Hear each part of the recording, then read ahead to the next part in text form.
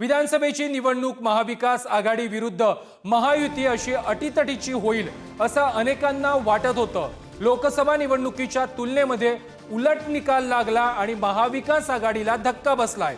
एवढंच नाही तर काँग्रेस पक्षाच्या दिग्गज नेत्यांचा देखील पराभव झाल्यामुळे दिग्गजांना धक्का बसला आहे। विधानसभेच्या निवडणुकीमध्ये काँग्रेस नेते बाळासाहेब थोरात यांचा पराभव झालाय। आतापर्यंत त्यांनी 8 वेळेला निवडणूक लढवली होती आणि ते एकदाही हरलेले नव्हते। तर कराड दक्षिण विधानसभा मतदारसंघामध्ये काँग्रेसचे आमदार आणि माजी मुख्यमंत्री पृथ्वीराज चव्हाण यांचा देखील पराभव झालाय। तर यशोमती ठाकूर यांचा तिवसा विधानसभा मतदारसंघातून पराभव झालाय। नेमकी या नेत्यांच्या पराभवाची कारणं काय आहेत ते देखील आपण ग्राफिक्सच्या माध्यमातून पाहूया। बाळासाहेब थोरात यांचा पराभव झालाय। विजयाच्या अति आत्मविश्वासामुळे त्यांचा पराभव झाल्याचं बोललं जात आहे।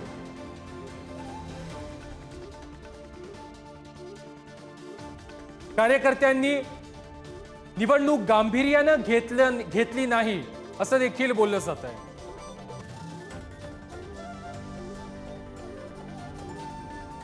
विखे पिता पुत्रांची आक्रमक रणनीती ही बाळासाहेब थोरात यांच्या पराभवाला कारणीभूत ठरल्याचं देखील बोललं जात आहे। थोरातांनी आपली ताकद विखेंच्या पराभवासाठी लावली असं देखील बोललं जात आहे।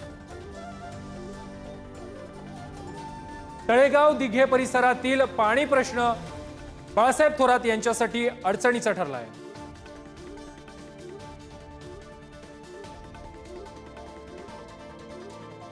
पृथ्वीराज चव्हाण यांचा देखील पराभव झालेला आहे। लोकसभेपासूनच चव्हाण हे गाफील राहिल्याचं देखील बोललं जात आहे आणि त्याचाच परिणाम हा त्यांच्या पराभवामध्ये झाल्याचं बोललं जात आहे। कराड दक्षिण मधून उदयनराजे भोसलेंना मिळालेली आघाडी हीच पृथ्वीराज चव्हाण यांच्यासाठी धोक्याची घंटा होती।